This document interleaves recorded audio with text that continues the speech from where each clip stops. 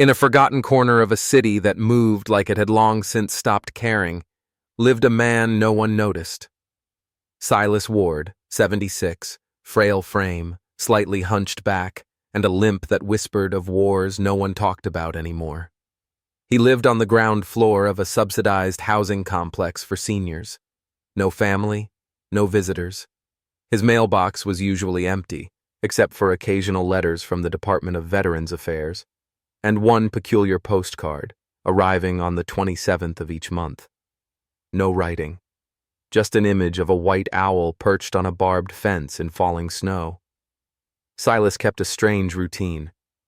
Every Tuesday, precisely at 4:15 a.m., rain or frost, he left home with a worn canvas backpack, a folded newspaper, and a lukewarm thermos of tea. His destination, Lydia's Nest, an old diner where veterans gathered before dawn to share the kind of silence only soldiers understood. He didn't talk much, didn't tell war stories, didn't drink strong coffee. But every Tuesday, he sat on the same wooden bench behind the diner, near the warm exhaust vent, where he waited quietly for the world to remember he still existed. No one knew about the Zippo lighter he always kept in the breast pocket of his jacket, a battered brass relic, engraved with fading letters, Sector 27, Echo R. It barely worked anymore, but every night Silas cleaned it carefully, setting it precisely at the corner of his table like it still had orders to follow. A man who once lived in shadows never forgets how to prepare for darkness. Someone once asked him, "Were you Echo Red, the unit that doesn't exist?" Silas stared at the young man for a long moment before answering, "If you've heard of it, then someone's already failed their job." That Tuesday morning, something invisible shifted in the city's quiet rhythm, and Silas Ward, the invisible man, was walking straight toward the last morning he would ever be forgotten. The sun hadn't risen yet. The sky held a faint blue hue, cold and indifferent. Silas Ward sat motionless on the old bench behind Lydia's Nest, clutching his thermos of tea. He watched steam curl from the kitchen vent, knowing Rosie, the diner owner, was brewing the first pot of coffee. Then a sound. Metal. Boots. Not Rosie. Not familiar. "On your feet!" A sharp voice cut through the silence. Young, commanding, tight with overconfidence. Silas looked up, squinting into a blinding flashlight. Two officers stood before him. One older, tired around the edges, Sergeant Daniel Hollis, a man who'd seen more arrests than he had hot dinners. The other was younger, Officer Ryan Cates, barely out of the academy, jaw tight, stance puffed like a rooster. One hand already hovered near his taser. "I'm just sitting here," Silas said calmly. "Been doing it every Tuesday. Rosie lets me wait here before the vet breakfast." "Doesn't matter," Ryan snapped. "Private property. You're trespassing." "I'm not. I'm a veteran. This is routine." Silas reached into his coat and slowly produced a worn VA ID, creased, fading, but still legible. Silas Ward, USMC Ret. Clearance level, R7, archived. Cates glanced at it with disdain. "Fake. They sell those on eBay." Hollis stepped forward, unsure. "Ryan, wait. He might be—" "No, Sarge," Ryan barked. "He's non-compliant, no valid ID, refusing a lawful order. I'll handle this." Silas didn't move. He didn't flinch. But inside his jacket, his fingers had already closed around the Zippo. "I'm not resisting," he said low and steady. "But I'm telling you, don't pull a weapon on an old man waiting for coffee." Wrong words. Wrong day. Cates took a half step back, raised the taser. The red laser dot flicked to life, circling Silas's chest, right above the Zippo. "Stand up or I'll light you up. Last warning." Silas exhaled. Quietly. "This is your last warning, son." Cates fired. The electrode struck Silas square in the chest. His body convulsed. The thermos spilled. His legs gave out. His head hit the asphalt with a dull final crack. "Subject down! Subject compliant!" Cates shouted triumphantly. No weapons, no resistance, just a man with a story no one bothered to ask about, and a lighter still clutched in a trembling hand. From far away, buried deep beneath rusted concrete and forgotten antennas, a red light flickered alive for the first time in 31 years. Echo red, 3X flash signal detected, activating dormant protocol. The spasms had faded, but Silas Ward lay still on the cold concrete. Blood trickled down the side of his head. His breath was short, ragged. His lips moved, not in pain or prayer, but as if he were counting down. 3, 2, 1. His numb fingers reached inside his chest pocket. The brass Zippo, long scratched and almost forgotten by the world, flicked open with a dry snap. Silas flicked it once, twice, a third time. Click, click, click. No one noticed. No one cared. But somewhere, deep in the hushed dark, a network long buried began to wake. 103 miles away. Unknown location. A darkened room. No windows. Dust-covered monitors blinked in silence. A faint orange light began to flash. On the monitor, signal, Echo Red 3X. Origin, Ward 76. Status, critical. A man in thick glasses jolted upright. He leaned closer, reading the screen again. He picked up a radio wired to a secure line and said only one thing. "Oh God. They're still watching. Patch me through to Raven Base. Priority 0. Full retrieval protocol." Behind Lydia's nest. Sergeant Hollis knelt by Silas, genuinely shaken. "He needs medical attention. Call it in." Cates, still holding the taser, muttered coldly. He resisted. "I followed the procedure." "That wasn't procedure," Hollis snarled. "That was an assault on a man half dead and twice the soldier you'll ever be." Silas opened his eyes. No fear, just a calm certainty. "It started," he whispered. "We won't be alone for long." 3 minutes later, police communication systems jammed. GPS signals blinked out across the district.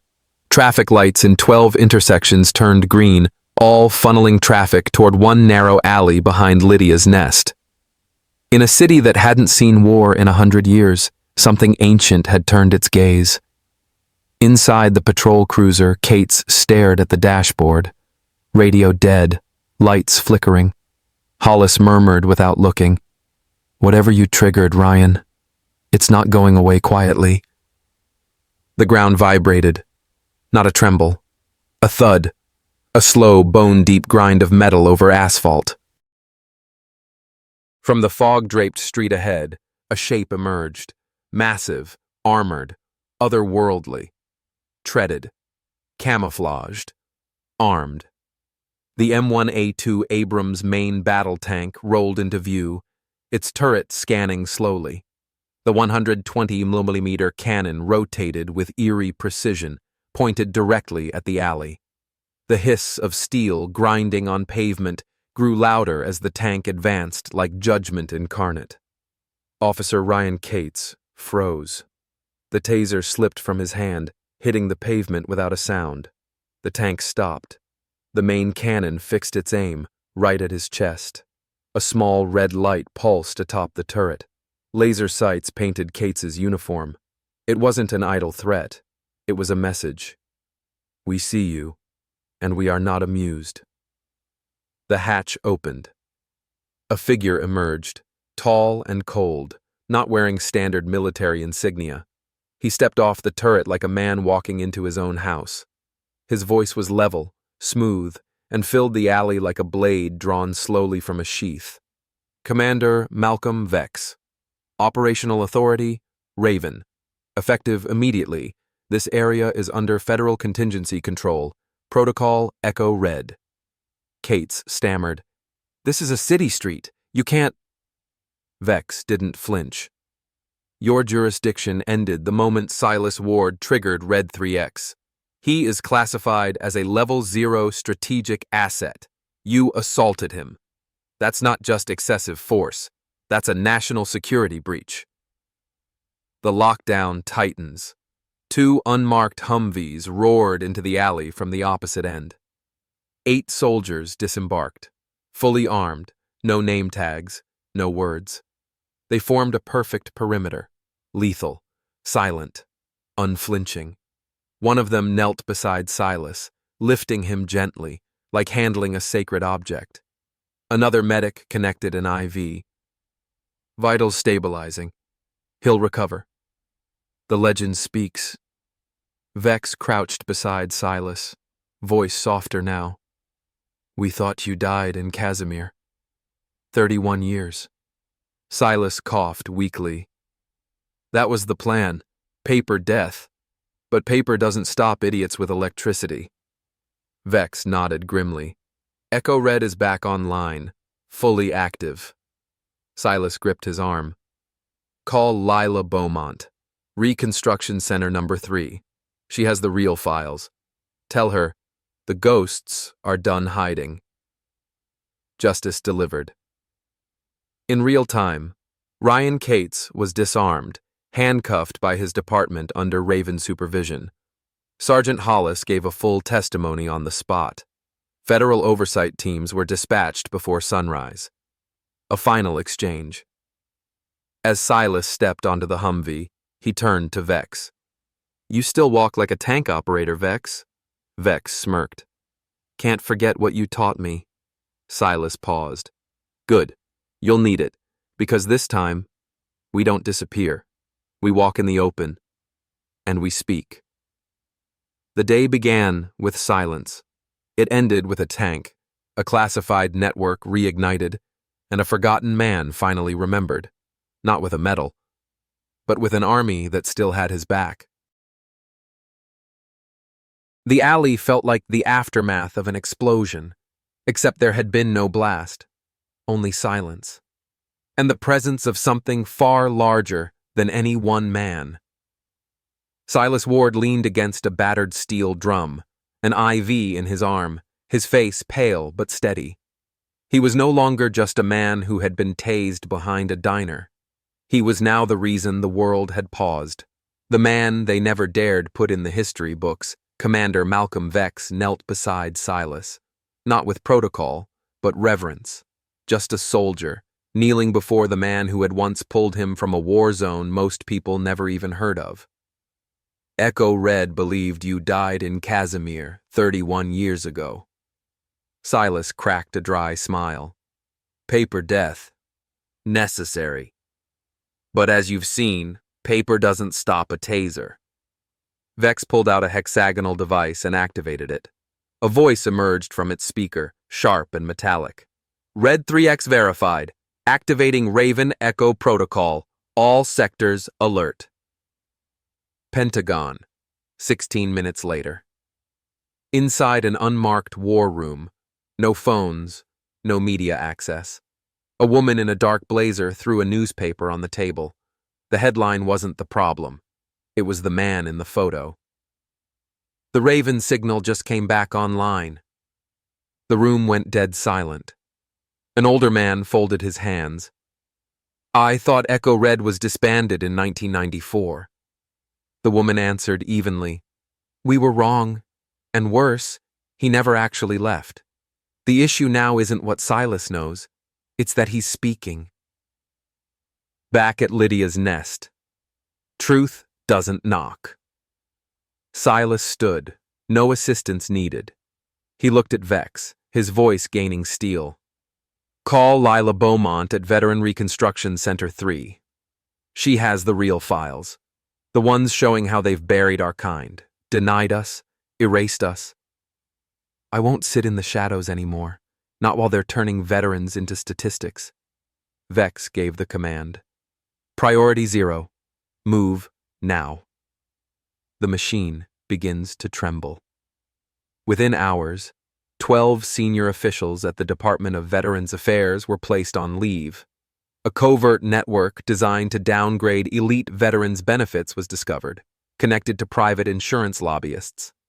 Silas's record was reactivated and sealed as a strategic federal asset. His official designation read, Echo Red, Non-Public, Active. Conversation between Hollis and Cates.